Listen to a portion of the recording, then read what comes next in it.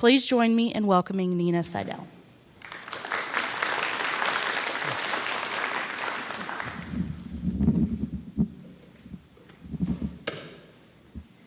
It is a pleasure to be here. Thank you so much for having me. Life is a journey, not a destination. So how do you feel and what do you think about as you travel on your life's journey? What consumes your awareness?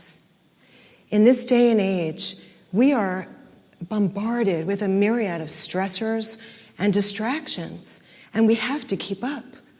How do you keep your balance and calm in a busy, chaotic world?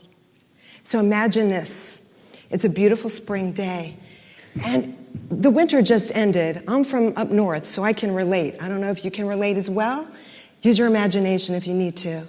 And a mom and her little girl are walking to a park. It's the child's first day of baseball practice, and the sun is beaming. It's kissing the trees and the plants, and the little girl notices every detail. She notices the flowers beginning to bloom. She even walks up and smells and loves the fragrance. She notices a butterfly going by and that it's got yellow and black spots. It's miraculous to her. It's beautiful to her. And the mother takes her daughter's hand and says, "Come on, let's go." Kind of like a robotic soldier. Whereas the child is an explorer. She wants to envision and experience and enjoy every moment of this walk with her mom. As they continue walking, the little girl trips on something, and because she's very attentive, bends down and picks it up. And she's exploring it and examining it and notices the bumps and the color differences, and that without the vocabulary or the verbiage in her mind, in her felt sense, in her experience, realizes this is the last vestige of winter. The snow has just melted. Everything is blooming.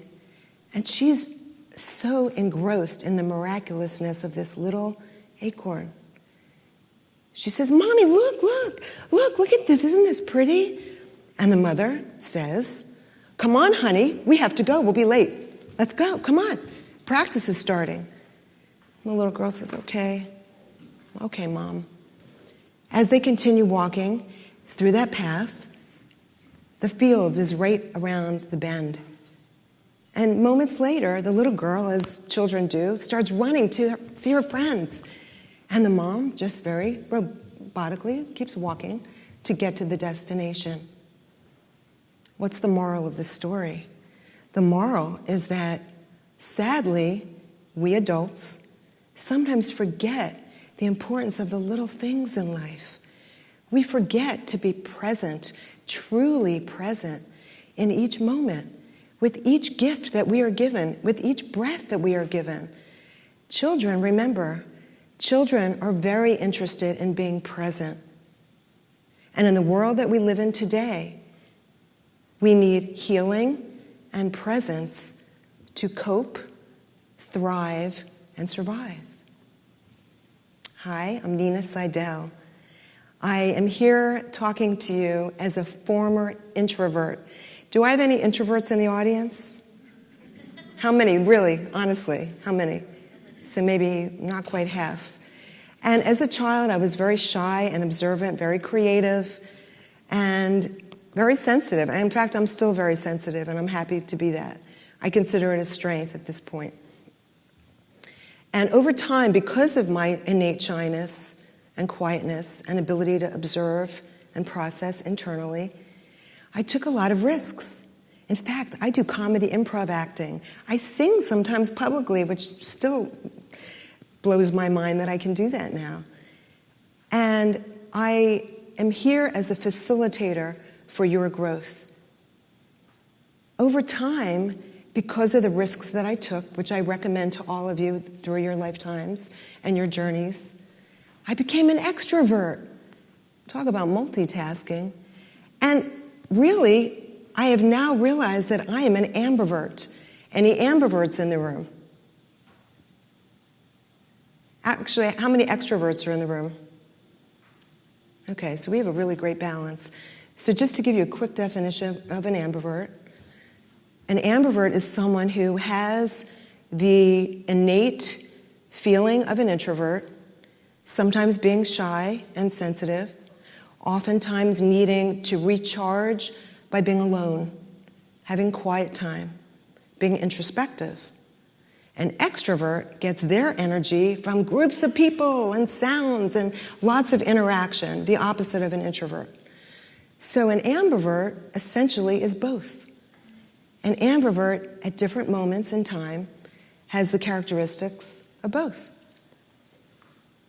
So I can really identify with and honor people in all of these arenas. So fast forward a little bit, as a shy child taking lots of risks, I ended up going to college for psychology and graduate school for expressive arts therapy. So I'm a master's level psychotherapist, clinician in private practice. I've worked with a variety of populations, some that were extremely daunting and draining, and some that are very energizing, and I'm truly humbled to work with. I have worked with psychotics, schizophrenics, in those days manic depressives, now bipolar. I have worked with people that were highly suicidal, highly medicated. I worked with sexually abused youth, which was extremely difficult to deal with because they always came back to that setting every weekend. They'd go home and get aggressed upon again and then come back to the residential treatment facility at which I worked. So I felt very powerless working with them. And since that time, when I lived in Massachusetts, I had a specialty of eating disorders and compulsive overeating, and some bulimic clients and some anorexic clients. Since then, in my current private practice, I work with women, parents, co-parents, children, and families, and I am currently also offering divorce support, which is growing in our society, as you may well know. So, as I have been a private practitioner, I've also been a mom. I'll share a little bit about me personally. And I have two incredible children, two sons who I adore dearly. And I had my last near-death experience. Yes, I said my last. I've had about 4. I'm very thankful to be here. That 3 days later, I realized, like that V8 commercial, I wish I coulda, shoulda, woulda, if I only had a V8. Well, 3 days later, I started writing my first book. And I knew that it was inside of me, but I didn't know I was so ready to write it.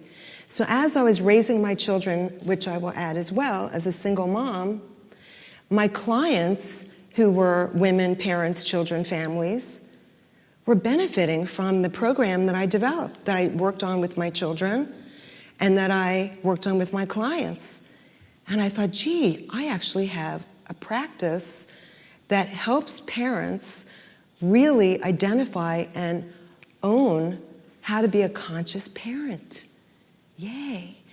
And the benefits and the feedback and the outcomes that I have received from this practice, which is in my book, we'll talk about a little bit later in more detail, really has made an impact in people's lives. And it's really based on the relationship, the lifetime relationship between parent and child, from the beginning of your time together until the end of your time together. And I have found that most parenting books talk about what's wrong with the child, what behaviors have to be fixed or managed, and not so much about the human dynamic, the interaction that you have access to. You have the permission and the right and the honor to build with your children every day throughout life, throughout time. Your role changes as your children become young adults. You're still relating to them throughout life. Do you guys agree with that? I see some nodding. How many parents are in the room? Okay. Thank you. So, in adding to that, I have another book that I want to add that I'm completing right now. And it's a book of inspiring tips on consciousness. There's 6 sections. Conscious parenting is part of it. And I am very excited that this book will be coming out soon as well. And it's really incredible to have the opportunity to express myself. And I want to support all of you to find your voices in whatever ways that may be as well. And by the way, for my second act, I'm going to be speaking at the breakout session about the meaning and even the humor about parenting. Sometimes it's funny, and sometimes we wish it was funnier, right? So,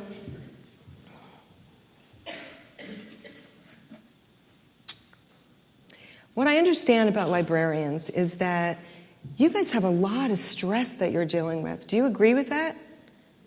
Yes? Would everybody in this room agree that you feel that your job is more stressful than it would have been 100 years ago, 50 years ago? I see almost every head is nodding. So that's important to acknowledge the truth, the reality of what you deal with day to day. And that doesn't exclude what you deal with in your personal lives at home. Do you have stress at home as well? I see a few heads, but I saw mostly all heads nodding for your career stress. And I can appreciate that. So when you are thinking about your job, and when I think about librarians, it makes me think about Ben Franklin, because Benjamin Franklin, who was from Philadelphia, the city from which I hail, wanted lending libraries. He wanted to create community based on knowledge and the love of reading and books. And what's happened in this day and age? You're dealing with homelessness. Some of you in public libraries, and I'm sure some of the other libraries, special libraries, possibly the academic libraries, I don't know about the school libraries, are dealing with homelessness and drug addiction. You're dealing with issues that children are bringing in and students are bringing in from their home lives. So you go from being a community resource to caregivers. And by the way, I want you to know that I think that the work that you do is heroic. And I want to commend all of you for that. And I don't know if you get that kind of feedback, and I want to acknowledge you for that. So thank you. So my understanding is that it's optional to get Narcan training. And I know in the city of Philadelphia, at the Free Public Library, the big library downtown, they administer Narcan so that people aren't dying from opioid overdoses. Who trained you to do that? How come your job description doesn't enable you to learn about autism and about psychology and about drugs and about how to handle homelessness and how to handle mental illness? It's almost too much to bear. How do you keep your sanity? What do you do to take care of yourself while you're giving to the community of people that you serve? I'm happy to hear with some of you that I met mingling around before this began that you're taking mindfulness courses and that you're trying to find ways to keep yourselves calm and centered. We need that in this world today. The world truly is becoming mindless. And it's up to each of us, me included, and everyone that I interact with and teach and work with, to take care of ourselves so that we can be of better service to the people that we care for. And one of the things I want to add before I forget, and if I repeat it, bear with me, please, is you always have the option, you always have the choice in this moment. How do I want to interact with this person? What can I give right now? And what do I have to keep for myself? I can't give right now. I can't. I need a colleague to step in. It's too much for me. Do you ever feel like Walter Mitty and you want to escape into a fantasy land and you feel like, wouldn't it be amazing to be on a wild African safari, or maybe on a tropical beach with a celebrity, or maybe sipping a little wine at a wine bar, getting a chair massage? Who's with me? Yeah, because sometimes the work that we do takes from us. And I understand, I'm a psychotherapist. If I don't take care of myself, who will? If you don't take care of yourselves, who will? And remember that you teach other people how to treat you.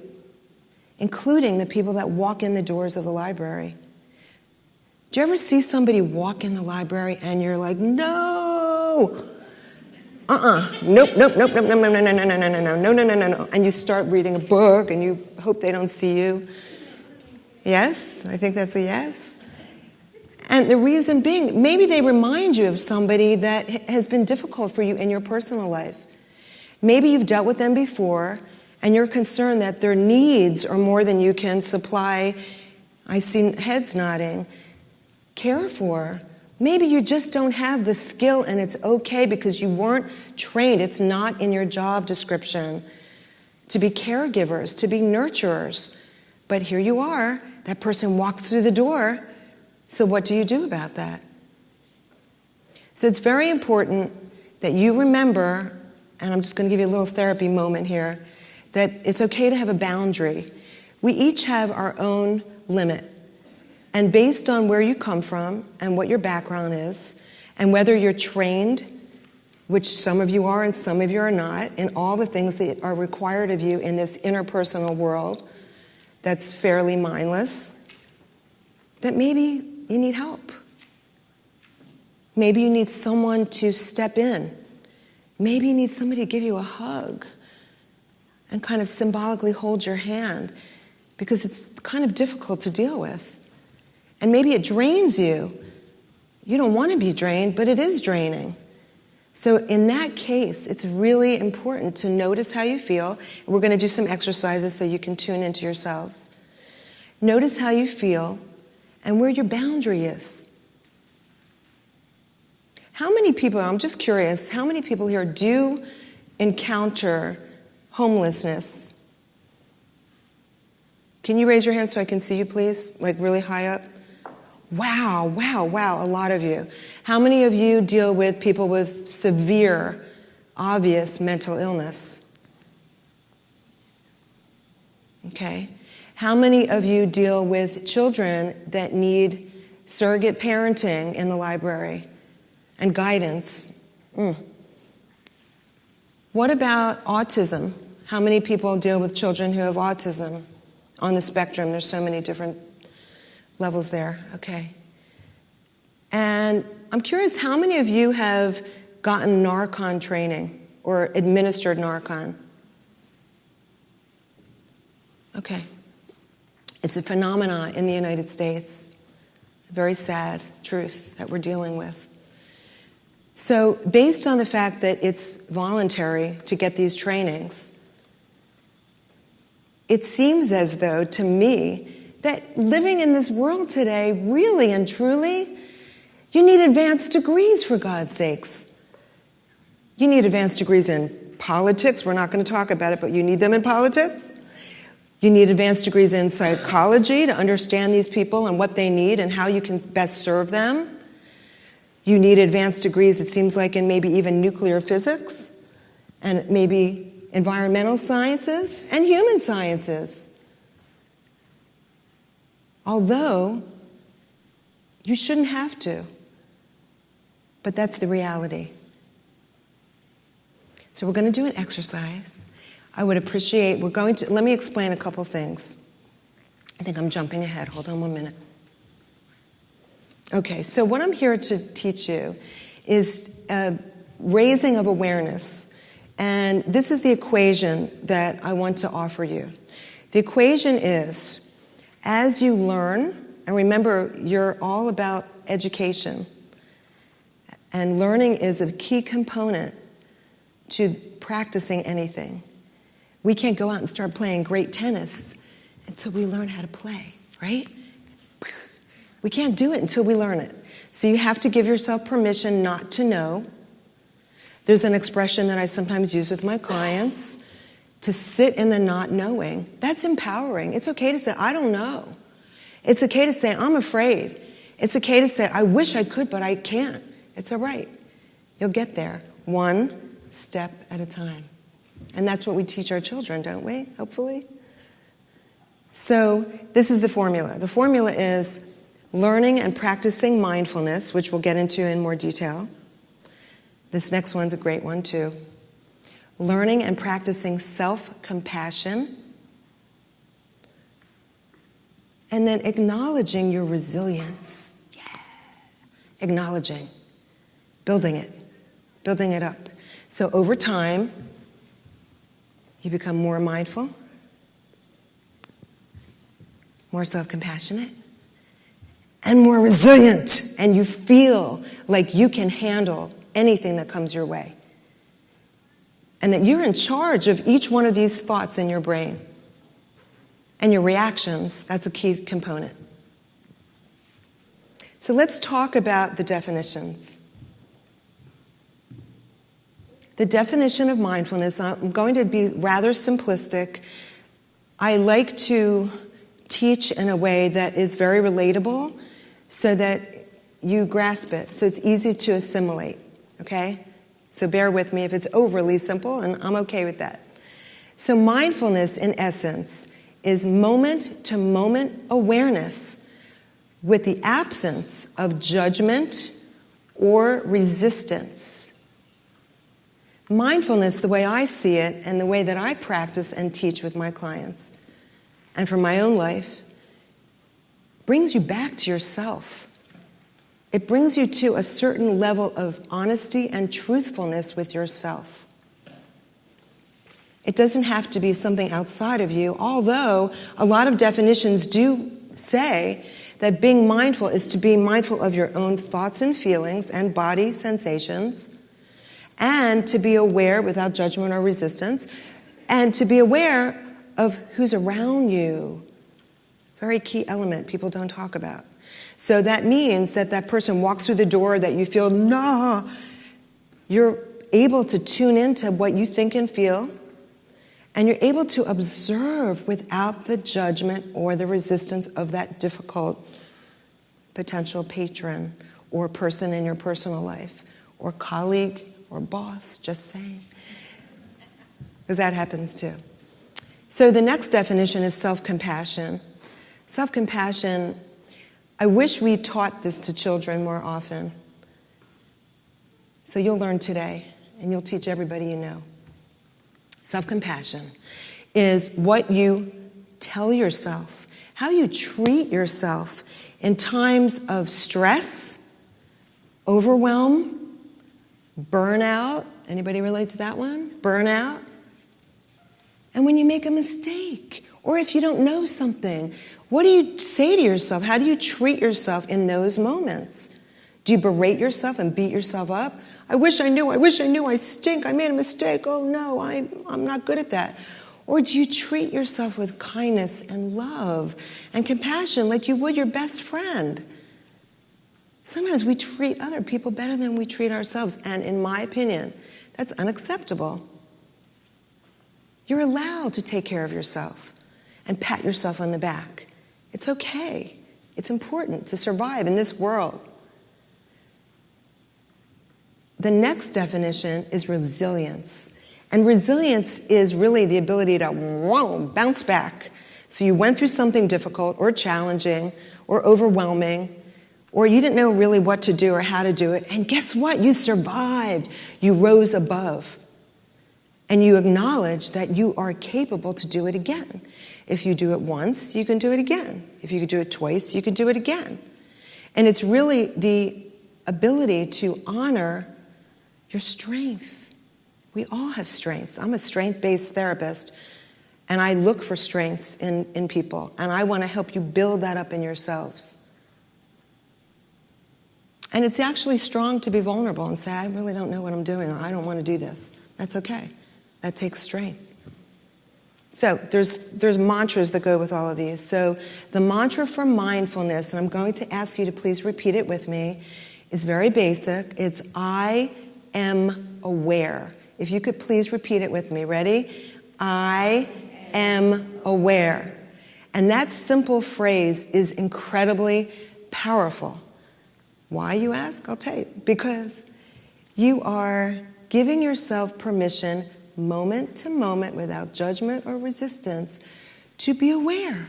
So you may have had blinders on a minute ago, but when you remind yourself, oh yes, I'm aware, you just come right back to it. And we're going to do some meditation work, and I'll remind you of that during those processes as well. So berating yourself is not on the agenda. ever. Doesn't help you, doesn't serve your patrons, doesn't serve your relationships. The mantra for self-compassion, I love this one, is, wait, did I get it right? Yes. The only way out is through. So after me, let's repeat, please. The only way out is through.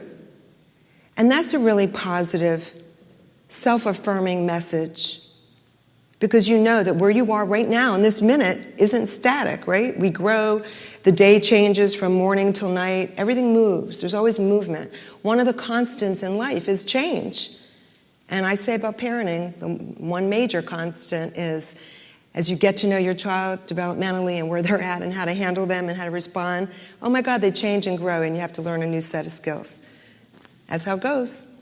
That's what you signed up for.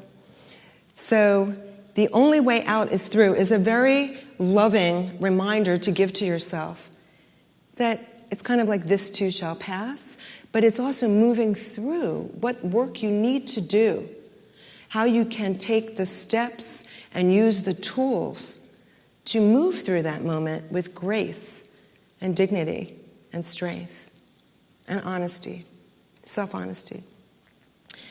Resilience has another mantra, and we're going to use this in one of the meditations. I think you'll really enjoy it. So resilience, the mantra is, my breath keeps me calm. So let's say that together. Ready? My breath keeps me calm. Anybody know what that feels like?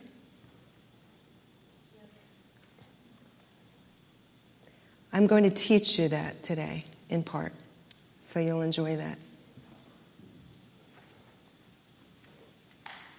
So when you are dealing with someone that comes into the library, you know, maybe they're knocking a book off the shelf, maybe they're on their phone and they're disruptive, maybe they look like they haven't had a shower in a while and they need a place to rest, maybe they look like they're on drugs, maybe they look disoriented or lost, maybe they came from a home that there's no computer, or the parents aren't around, or the parents don't know what to do to help them study and work on their project, or prepare for SATs, or look into their career choices on a computer.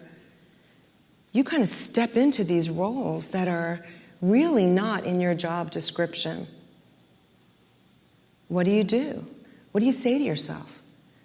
How are you mindful, and how are you mindless? So when you're mindless, let me help give you a little tool here. The way that you know when you're mindless is because you're on automatic pilot. You're reactive. You're not responding, you're reacting. It's a good way to tune into yourself and say, gee, I'm having an immediate reaction. I feel uncomfortable. And then the self-compassion piece comes in. I don't know what to do, and I'm wrong because I don't know what to do. I don't feel good about myself because I don't know what to do.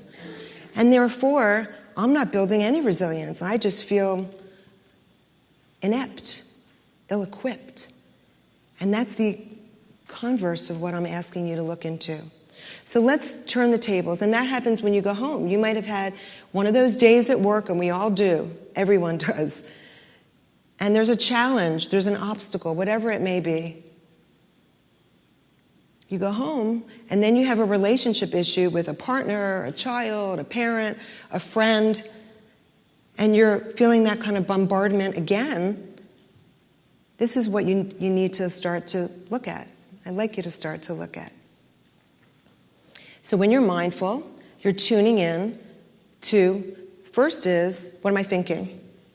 This is also, I do cognitive behavioral therapy as well, and so it starts with the thought. What am I thinking right now? What's my belief about this? What are my thoughts? What's my self-talk, which is how we speak to ourselves? We do it all the time, either affirming or berating. Choose affirming, please. Am I being self-compassionate right now? So this person feels like a challenge to me. or they remind me of someone that is a major challenge in my life or in my past. Or going home, I can't deal with this right now. I had a hard day. So you tune into your thought, and you tune into your body sensations. We're going to go into that too shortly. I'm tense, I'm nervous, I feel like throwing up. I want to run out the door, whatever that feeling is. I feel tense and tight and pained. And then you decide, are you going to rise above it? You're going to bounce back? Can you bounce back? Or are you going to be stuck in the same old, same old? And I will give you another really cool little quick tip because I like to teach and share. Every relationship in everybody's life, when I work with couples and even adult children and their parents, I talk about this, and siblings. When one person changes in a relationship, it automatically changes the whole entire dynamic between the two people. Super cool, isn't it? Empowering. The Tony Robbins, what is it, the pose? For strong.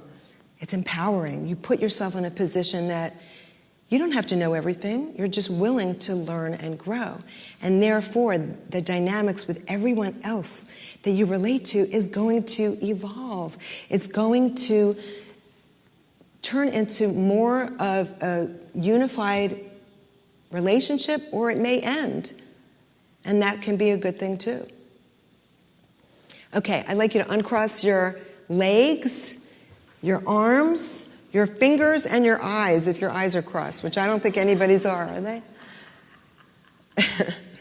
Thank you. If you're wearing glasses, it's your choice, it's your life. You can keep them on or take them off, please. And we're going to do a quick exercise, and then we're going to talk about some of the types of mindfulness and the health benefits of mindfulness. So what I'd like you to do is, I made a mistake, I went too quickly. If you could turn your handouts on the opposite side where the paper is open and plain, empty, and grab a pen, kindly, thank you. The feedback forms I would appreciate you filling out and leaving after, so these are for you to take and to write on right now. So if you have your handouts, my logo is on the top, and a pen. Everybody ready? Okay. So what I'd like you to do, and this is for you, so feel free to let it rip. As they say in Texas, yeehaw, let it rip. So what I'd like you to do is to write down and leave room. We're doing 2 exercises. You need some room on the second half of the page. Is to write down everything on your mind in 30 seconds. So what I like to say is dump it on the paper. Dump it out. It's good for you. So when I count to 3, I'd like you to start writing everything on your mind. 1, 2, 3. Ready, set, go. Everything on your mind for 30 seconds.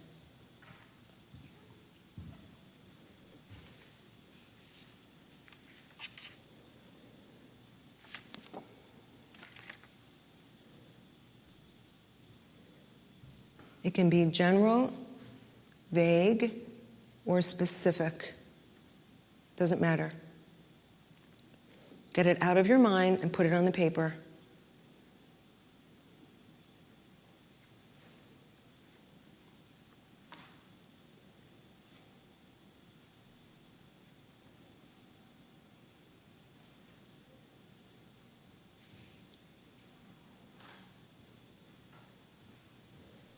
About 15 more seconds. Keep going. Let it out, let it out, let it out.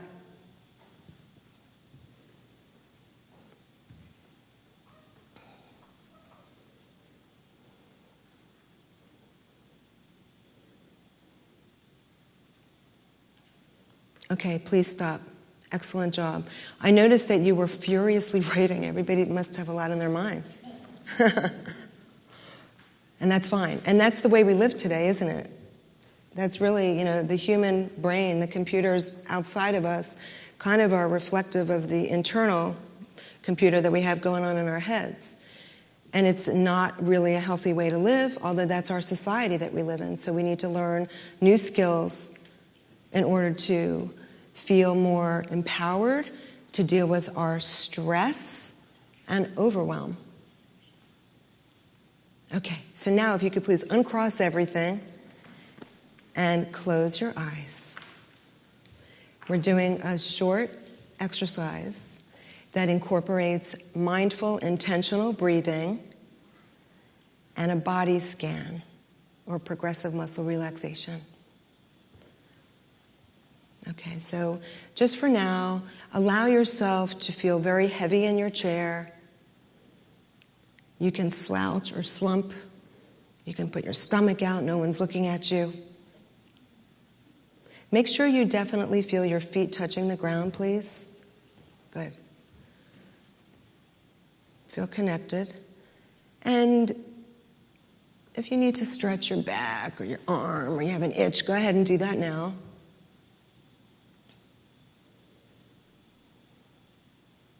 So what I'd like to do is ask you from the bottom of your feet to the top of your head. We're doing a scan.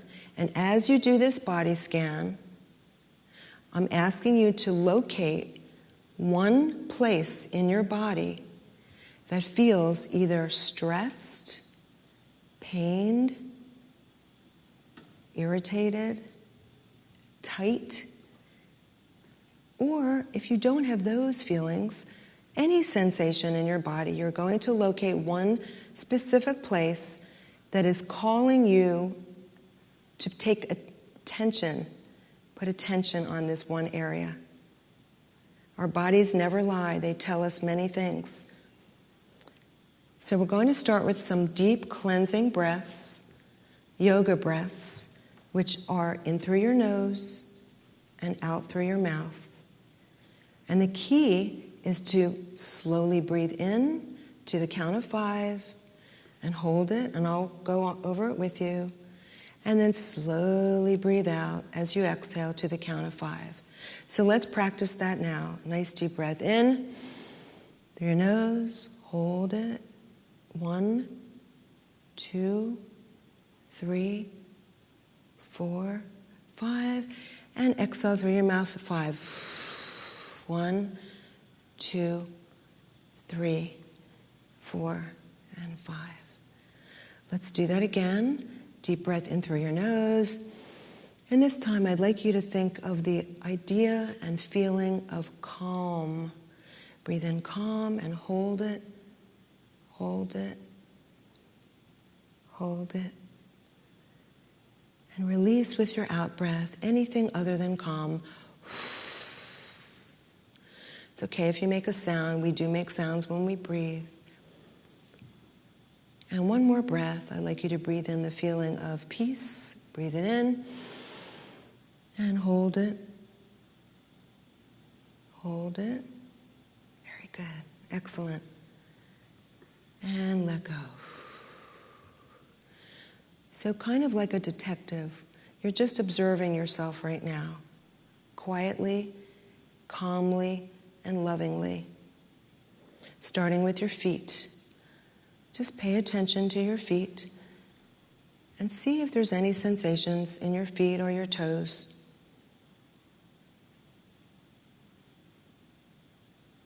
Move your awareness up to your ankles. And then your lower legs, front and back.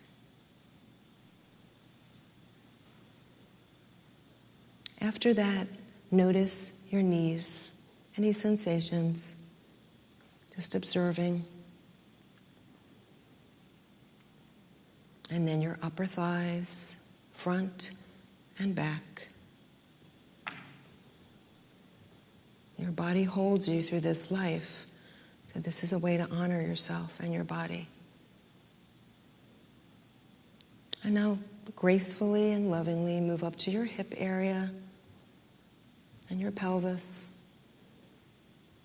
Notice what's going on there, if anything.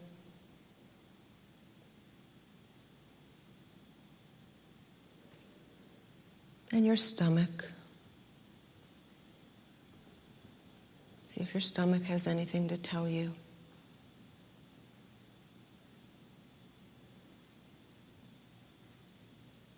And now your lower back.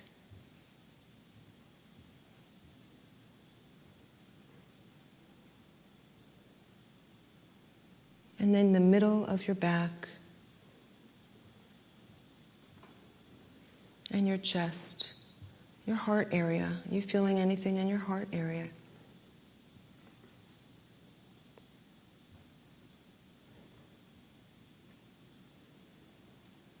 Now your shoulders, your upper arms, your lower arms, your hands, your fingers.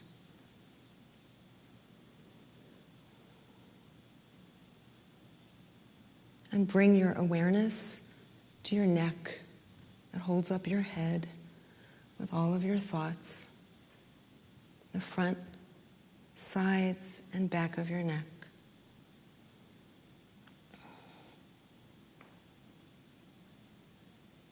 And then moving up to your head, your cheeks, your chin, your ears, your nose, your eyes, and behind the sockets of your eyes,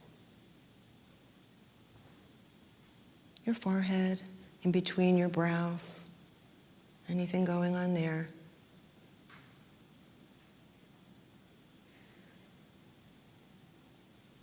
The top and back of your head.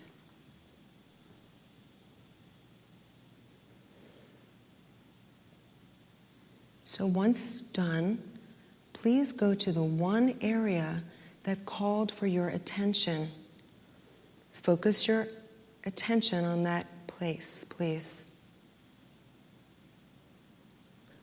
If it's your stomach, you can put your hand right there and give yourself some loving touch, healing touch with your own hand, the warmth of your hand. Wherever the area is okay. You are unique. And you hold tension and you feel sensations independently of anyone else.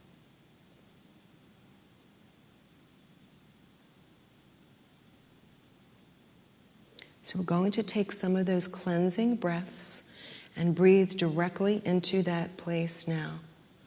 With your eyes closed, nice and relaxed. Calmly, nice deep breath in through your nose. Breathe in calmness into that place. Hold it. 1, 2, 3, 4, 5. And release anything that's bothering you in that place with your out breath with your mouth.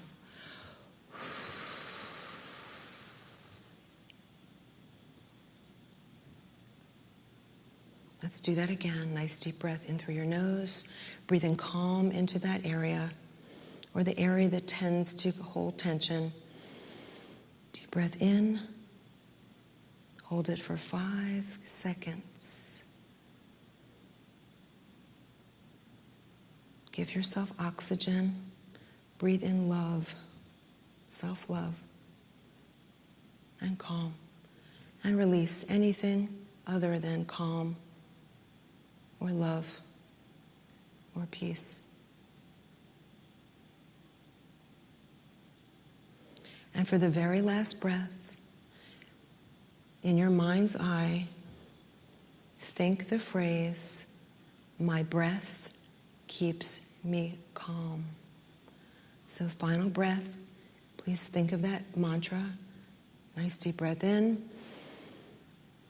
And attached to that area, my breath keeps me calm.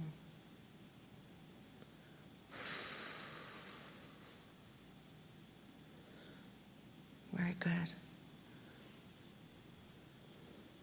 And notice how you feel as you're breathing into that place that's yearning for your attention, that deserves your attention.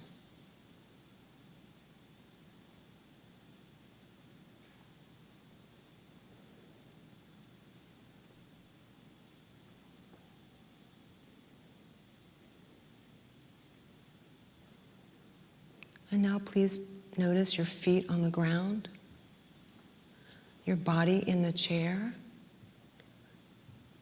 the breath in your body. And when you are ready, open your eyes.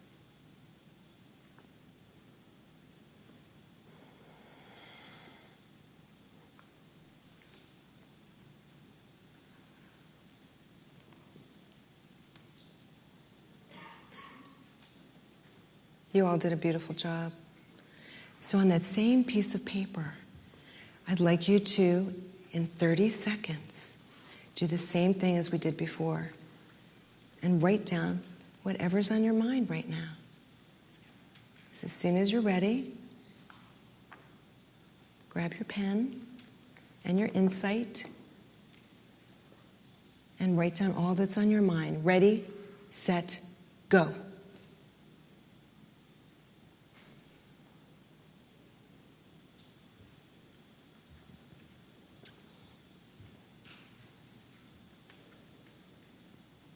Notice any difference from before.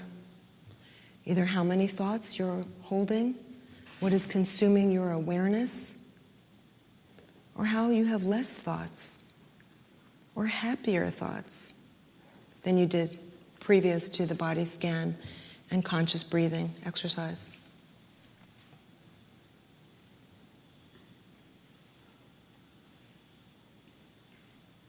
A few more seconds.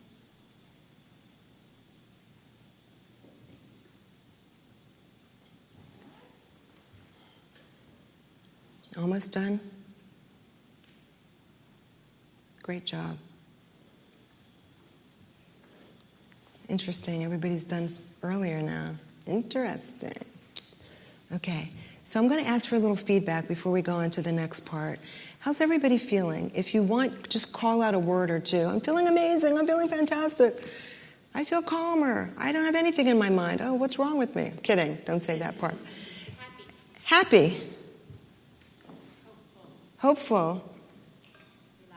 Relax. Good. Anyone else? Do you feel a sense of relief and a lighter feeling in you? So really know that you can do this specific exercise. I always say as long as you're not driving, you don't want to close your eyes and breathe when you're driving. Then you have a whole other set of issues to deal with. That you can take the time at your desk, you can go into the bathroom when you get up in the morning, before you go to sleep at night, the minute you get home, and you could do this simple exercise frequently. And the thing that I think is really remarkable is that no one knows you're doing it but you. You're loving yourself in the confines of your own existence. And you feel better. You all did a really good job. So please look at the handout. We're going to talk about different types of mindfulness and the incredible health benefits of mindfulness. It's really wonderful. So the first type of mindfulness is conscious intentional thinking. That really is quite wonderful because you are basically training your brain with what you think and how you behave. Conscious intentional thinking. You really are learning how to respond versus react. And there are times in life, all of us have triggers, people, events, moments, and we react instead of respond. So when you're conscious and intentional with your thoughts, you're going to be less reactive in your lives and relationships and work days, and more responsive. I mentioned earlier, another type that I do in my work as an expressive arts therapist is cognitive behavioral therapy. Cognitive behavioral therapy is a wonderfully structured approach to acknowledging that the thoughts then impact the feelings, then impact the action. So we catch ourselves in our thoughts before it drops down into our body of feeling and sensing. And then the choices that we make reflect that. We have a choice.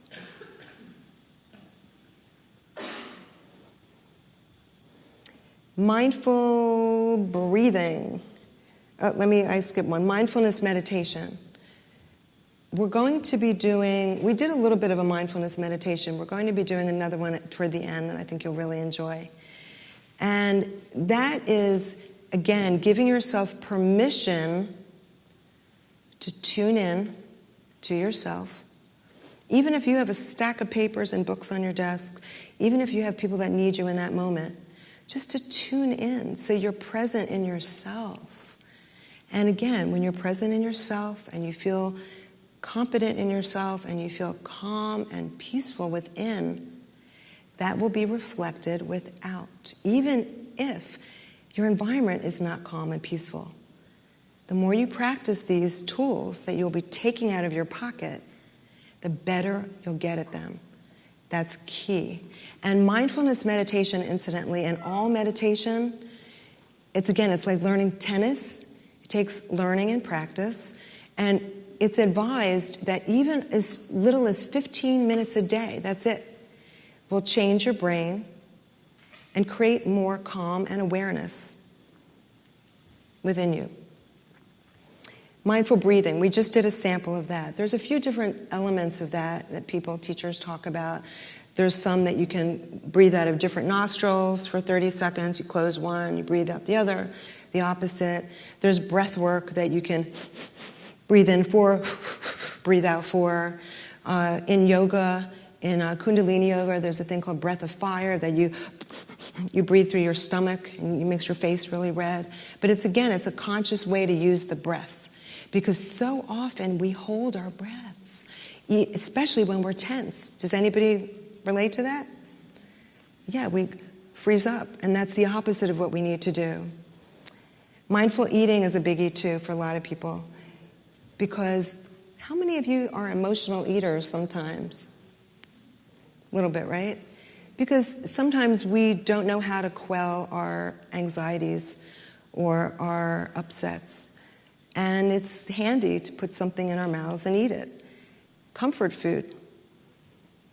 It doesn't mean that that's what our body needs or even our psyches and emotions need at that moment.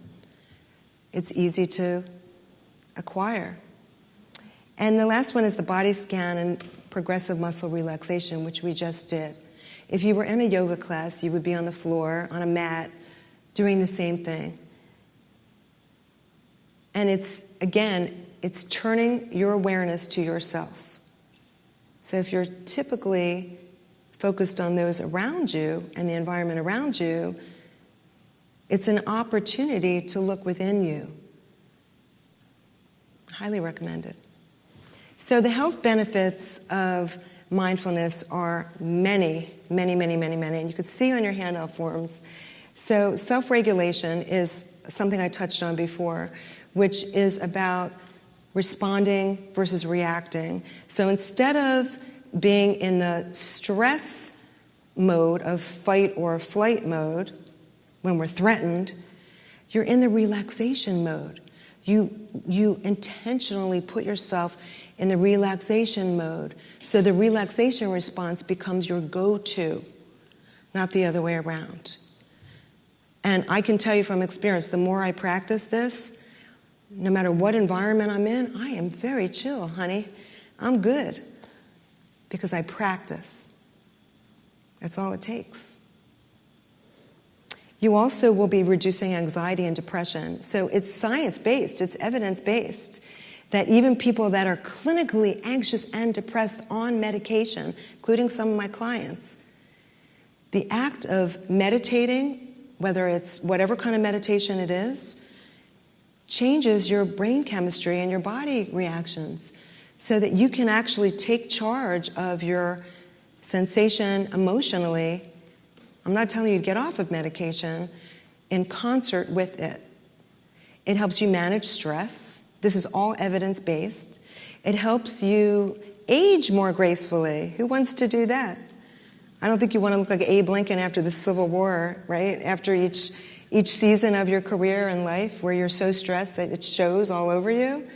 So you want to be able to lengthen those telomeres through exercise, mindfulness, meditation, healthy living, good sleep habits.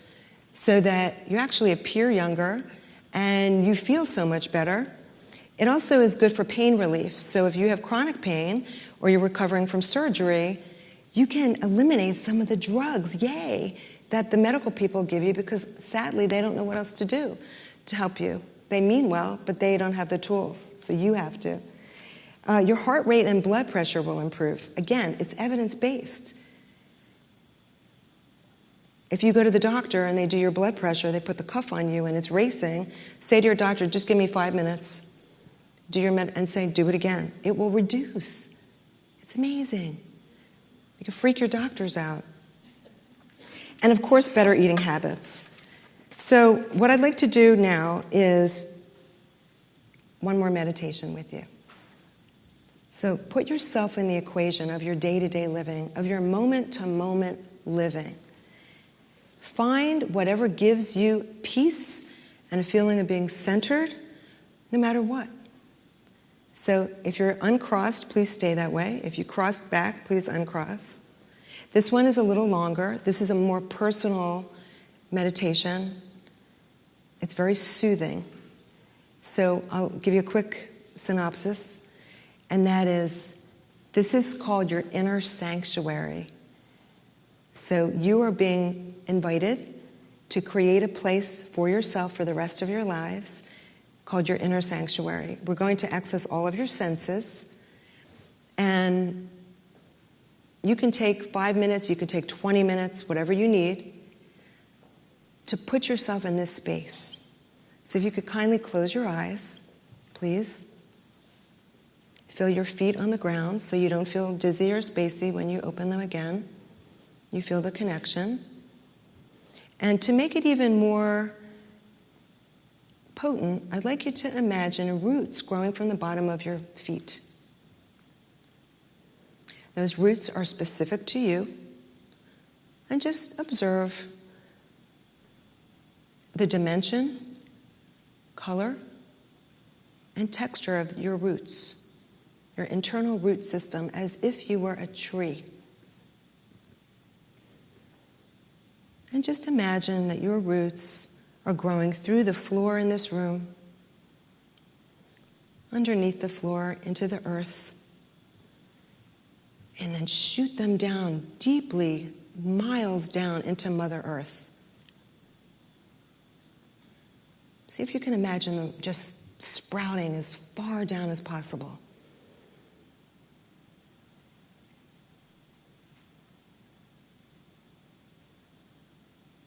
Very good. If you don't have a full sense of it, you can develop it. It's okay. Be self-compassionate. And once you feel that sensation that you're very connected to the earth, and you are a part of the earth,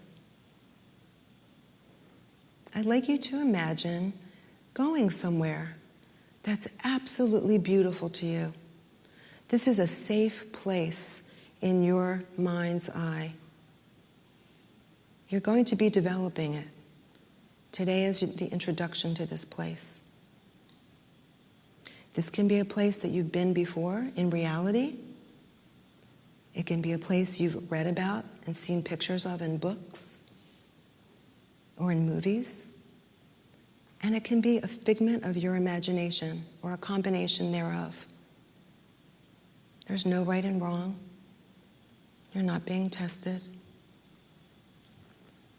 And at first I'd like you to notice, are you indoors or are you outdoors, or a combination?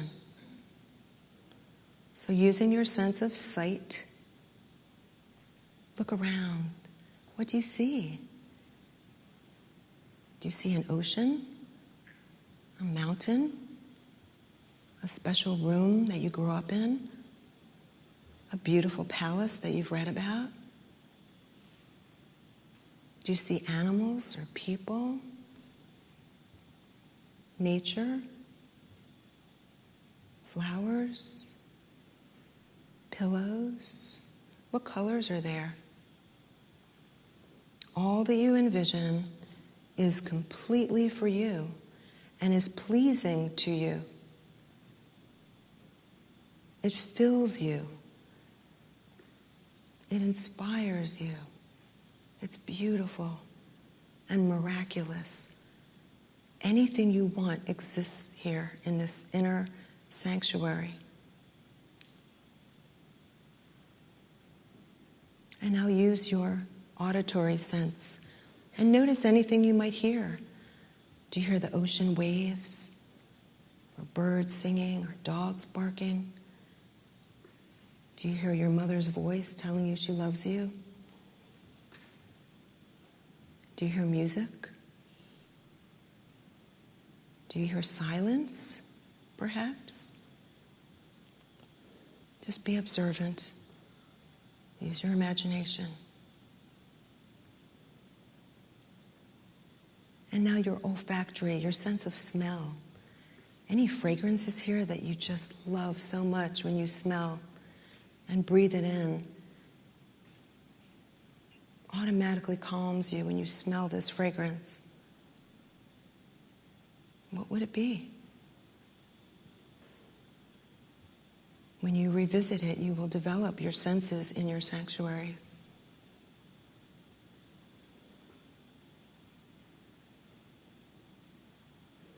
And now your sense of taste. You may not eat anything here, but if you could, what would it be? Whatever it is delights you, nourishes you, feeds you, your body and soul.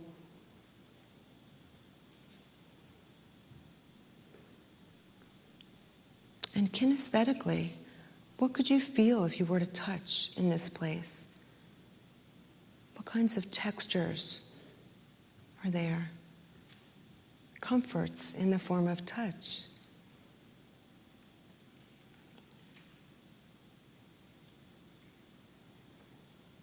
And emotionally, how are you feeling? You are giving yourself a gift. This gift helps you to feel more peaceful than perhaps you've felt in quite a while. And that's okay. So just for a few moments, I'd like you to linger in your inner sanctuary. Explore it. Take your time. Really engage your senses so that this becomes a part of your psyche and your memory. So it's easy to return to when you need it.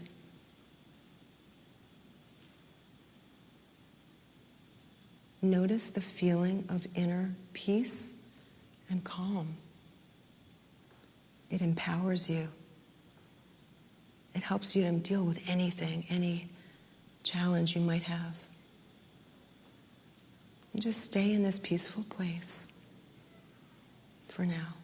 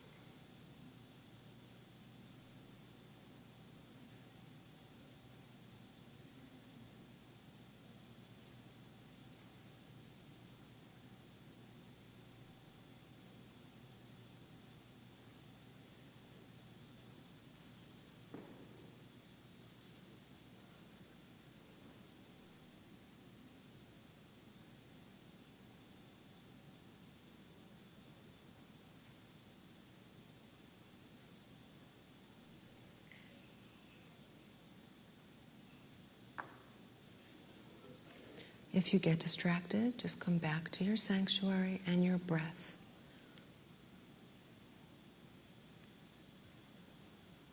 Just gently come back to yourself. No judgment or resistance.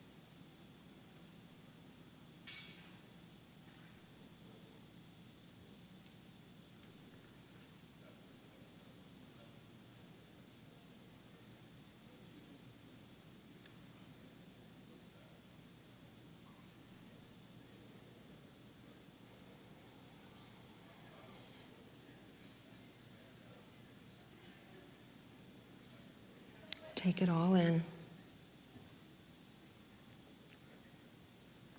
Notate what's most significant for you.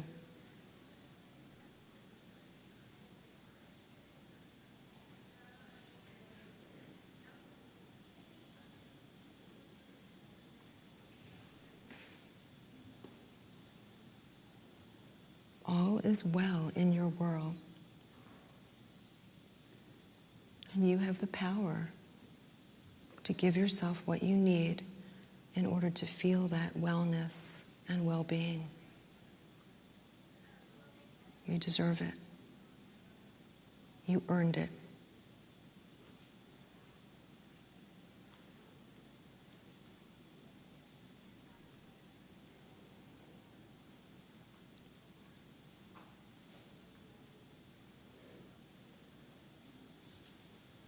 And we're going to leave the sanctuary momentarily.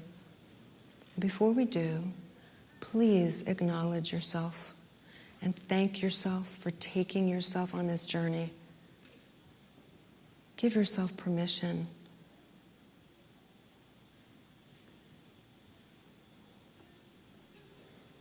And kudos.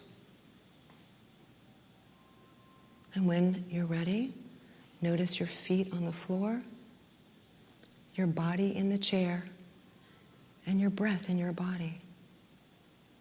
And when you're ready, please open your eyes.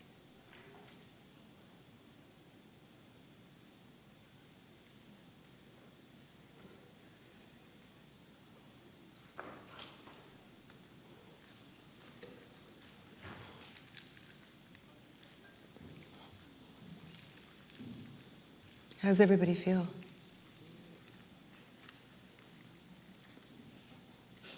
This is a beautiful reminder that you have the power to create inner peace. We're not really taught that, are we? So teach yourself today. Allow that to be part of your life's repertoire. No guilt, no shame, no concern about if anyone else is doing it. Because as you become better at developing these tools you will take out of your pocket, you will also influence the people around you. And you'll feel better doing it. Even heroes need self-care. Everyone's so quiet. It's great. I feel it. I can feel it. So, you all did a really wonderful job with that. So, I'm going to be doing a book signing, and before I'll talk about that briefly. I wrote the book, as I said, after my last near-death experience. Please, no more. And I'm very humbled by it because it won the Mom's Choice Award in 57 countries. And it was endorsed by Deepak Chopra, who I met. And the endorsement is, if you are interested in conscious parenting, this book is an excellent guide, and I am truly humbled by that. And the book is suitable for parents, co-parents, libraries, colleges and universities, hint, hint. I will be speaking on the book for those after the book signing for the breakout session about that more. I love to connect with anyone who wants their book in their library, university, or knows of professors that could utilize it. You can also purchase the book on my website, which is liveinspiredwithnina.com. And liveinspiredwithnina.com has the link for the Amazon page. It can also be purchased on Barnes & Noble online as well. And there's homework at the end of every chapter. The sections are growing your relationship, evolving your relationship, and resolving your relationship. And it really holds parents accountable for their role, their history, the way they were raised, their parenting style, their parenting vision, in how they relate to their child. And those of you who are parents can attest to, and I can too, that not every child's the same. So sometimes you need to adjust to relate to children differently, because every child, I'm happy to say, every adult in this room is a unique and special individual. So they need to be cared for as such. And self-care is part of that book because it is a lot of giving when you're parenting constantly and letting go. Letting go. That was the hardest chapter I wrote. Know when to hold on and when to let go. Biggie. Anybody can relate to that one? So that's something I just want to add, that it's suitable for many, many folks. And what I'm asking you to do from today forward is to become conscious and self-loving each moment and thought at a time. So let's combine the 3 mantras and turn it into an affirmation. Now, what I'm going to ask everybody to do, we all have different names, is to insert your name in the beginning. So I'll be I, Nina, and you'll be I, whomever.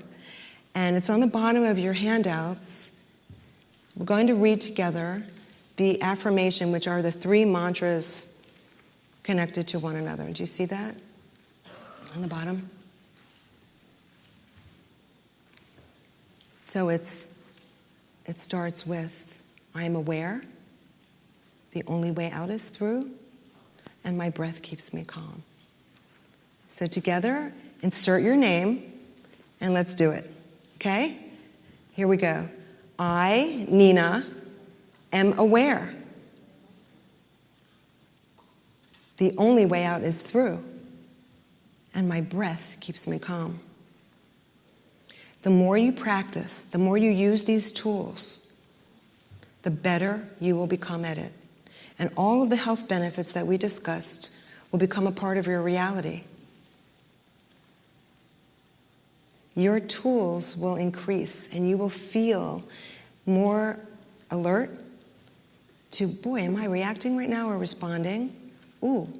And if you make a mistake, which you will because we all do, we're human, be self-compassionate about it. It's okay. I'm learning. I still love myself. And now I'm going to use my breath. And remember, start over and feel good about the accomplishments that I have achieved. Let's see if there's anything else I'd like to add. So just remember that these actions are a form of self-care. It started in the eastern part of the world, and we're finally kind of catching up. In the 70s, meditation, for example, was kind of a hippie freak thing to do. And it didn't really catch on. And Jon Kabat-Zinn created mindfulness not that long ago so that it is infused in our current world. And I know that when Ben Franklin developed the idea of the library, he couldn't possibly conceive of what you deal with in your work during these times. So it's up to you to be present in the way the world currently is and to take the best possible care of yourself. You really deserve it. So create your very best conscious life starting today. One loving and mindful thought at a time. Thank you. Thank you.